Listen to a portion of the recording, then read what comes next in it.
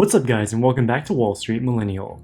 On this channel, we've seen many corporate disasters, many times the result of massive fraud among company officers. One of the most high-profile such cases from recent history was the case of Valeant Pharmaceuticals. This company was nearly brought down by accounting scandals and their own predatory business practices.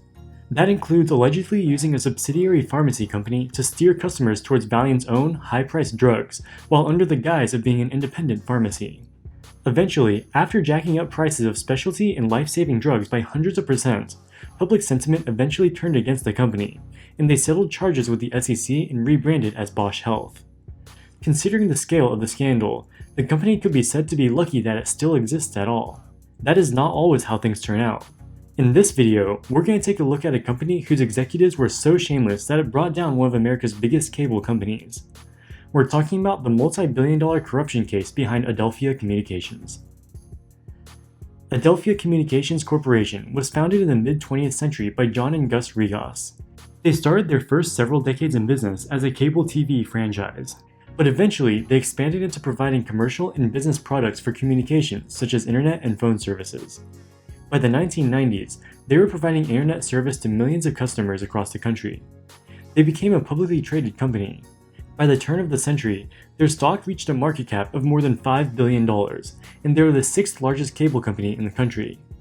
The Regis brothers, who were now in their 70s, had built up an American megacorporation after 50 long years of business. Unfortunately, CEO John Regis and family members involved at the company were hiding a billion-dollar skeleton in the closet. From 1998 through 2002, they systematically defrauded investors by hiding the true financial position of the company.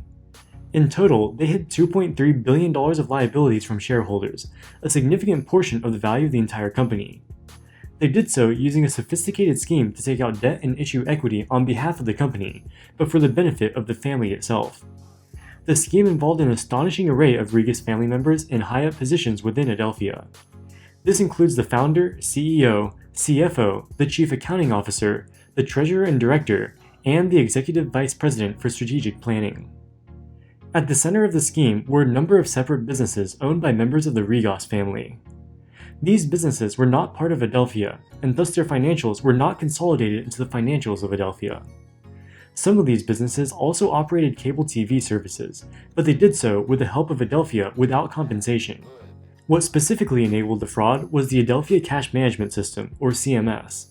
Adelphia, as well as separate businesses, used the CMS for holding cash generated doing business and borrowings taken out on behalf of the business.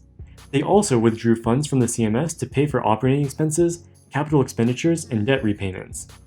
This system caused a commingling of funds across all the companies, including Adelphia.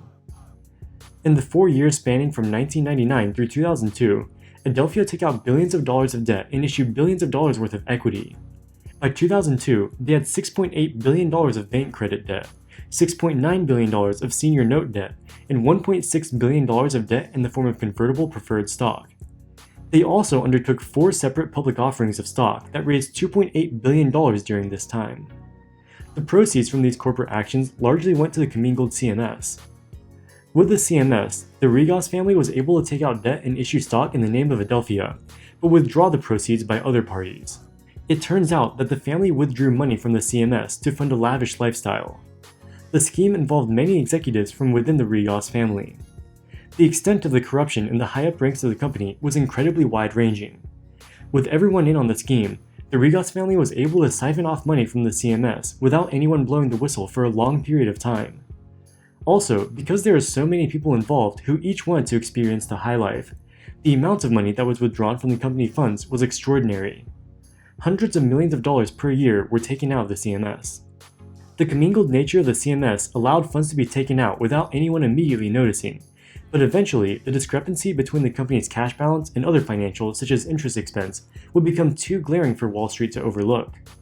By March 2002, the company had no choice but to admit that there were $2.3 billion of debt liabilities held by the company that were not reported in their SEC filings. This was a shocking realization for public shareholders. The $2.3 billion off-balance sheet liability could only mean that massive fraud was happening. On that piece of news, the company's share price plummeted.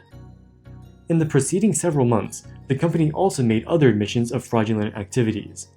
They disclosed that they had overstayed their earnings for years, as well as lied about how many cable subscribers they had. For example, they reported some of the cable customers of the other unconsolidated companies participating in the CMS as their own customers.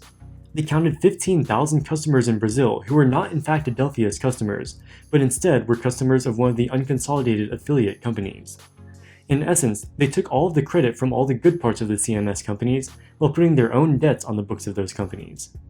They also lied to investors about the technical capabilities of the company's infrastructure. They overstayed the portion of their cable facilities that were able to transmit signals at high speeds, as well as the proportion of their facilities that provide two-way service such as internet. All of these factors and more resulted in fraudulently high reporting of earnings for the company. The company's profits were being eroded by the Rigas family's spending, as well as big-ticket self-dealing transactions. For example, in early 2000, Adelphia purchased the rights to the timber on a 3,700-acre parcel of land for $26.5 million. Allegedly, the land contained valuable hardwood cherry trees that could be harvested. It turns out that the Rigas family owned the land, and had in fact purchased the land earlier for less than $500,000. Also, Adelphia funded the construction of a $13 million golf club on the Rigas' property, an expense that was never disclosed to shareholders. Adelphia funds were also used to buy luxury condos in New York, and also to blatantly purchase stocks on behalf of Rigas family members. Additional hundreds of millions of dollars of personal loans of Rigas family members were paid off by Adelphia. Even after the fraud was admitted publicly by Adelphia in March of 2002, Adelphia continued many of the fraudulent practices. For example, company funds were used to pay off $170 million of margin loans that were held by Rigas family members after the company's admission of the original $2.3 billion of off-balance sheet liabilities.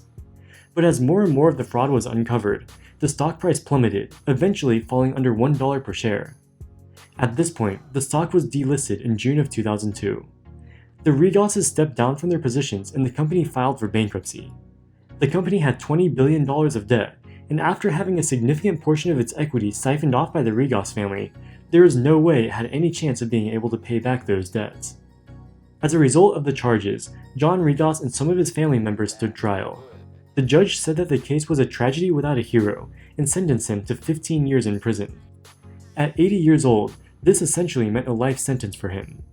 His son, Timothy Rigas, was sentenced to 20 years. In late 2015, John Rigas' lawyers said that Rigas was terminally ill with cancer and had only 1 to 6 months left to live. A judge allowed him to be released from jail about 4 years early out of compassion. However, he made something of a comeback from the cancer, and as of the recording of this video, John Rigas is still alive. His son Timothy Rigas was also released early in 2019 as a part of the First Step Act. Under this law, federal inmates serving for non-violent crimes who have served 2/3 of their sentences and are above the age of 60 can be released early. A confusing detail of the story is that the Rigases did not engage in insider selling when the scandal began to unfold. This sets it apart from other major corporate frauds like Enron and WorldCom. A possible reason for this is that John Rigas and his family did not plan for the company to fall into bankruptcy, and genuinely thought that they could right the ship. Reportedly, when John Rigas was sentenced to 15 years in prison, he told the judge that deep down in his heart, he truly believed that he had only ever acted in the best interest of his employees. Perhaps he thought that the fraud would only have to happen for a short period of time until business picked up, and the missing money and liabilities could be paid back.